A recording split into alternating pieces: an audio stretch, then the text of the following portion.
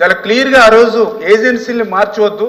ఎందుకంటే ఏజెన్సీలు మారిస్తే ఒకే వర్క్ని రెండు ఏజెన్సీలు పనిచేస్తే రేపొద్దున ఆ వర్క్కి ఏదైనా ప్రమాదం జరిగితే ఎవరు బాధ్యత వహిస్తారని చెప్పి ఆ రోజు పీపీఐ కూడా ఆ రోజు రాష్ట్ర ప్రభుత్వానికి లేఖలు రాశారు, వార్నింగ్ ఇచ్చారు, రిక్వెస్ట్లు చేశారు. అయినా కూడా ఆ రోజు ప్రభుత్వం పెడచెవిని పెట్టినటువంటి పరిస్థితుల్లోనే ఆ రోజు ఆ డయాఫ్రమ్ వాళ్ళు నష్టపోయినటువంటి పరిస్థితి అధ్యక్ష. దానివల్ల ఈరోజు మళ్ళీ కొత్త డయాఫ్రమ్ వాళ్ళు నిర్మాణం చేసుకోవాలి అనేటువంటిది ఇవాళ ఇంటర్నేషనల్లో ఎవరైతే ఎక్స్పర్ట్స్ కానీ వీళ్ళందరూ కూడా ఇచ్చిన రిపోర్ట్ ప్రకారం చూస్తే దగ్గర మళ్ళీ 990 కోట్లతోటి మళ్ళీ ఈరోజు కొత్త డయాఫ్రమ్ వాళ్ళని నిర్మాణం చేసుకునేటువంటి పరిస్థితి దుస్థితి మరి గత ప్రభుత్వ నిర్వాహకం వల్ల వచ్చినటువంటి పరిస్థితి అధ్యక్ష. నెంబర్ 1.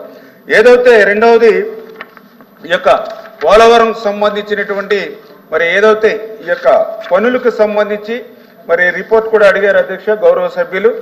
వాస్తవంగా చూసినట్లయితే ఈ యొక్క టీడీపీ అదేవిధంగా వైసీపీ ప్రభుత్వంలో చేసినటువంటి ఏదైతే వారు అడిగినటువంటి ప్రోగ్రెస్ చూస్తే మరి తెలుగుదేశం ప్రభుత్వ హయాంలో 11,762 కోట్లు ఖర్చు పెడితే వైసీపీ హయాంలో 4,167 కోట్లు మాత్రమే ఖర్చు పెట్టడం జరిగింది అధ్యక్ష.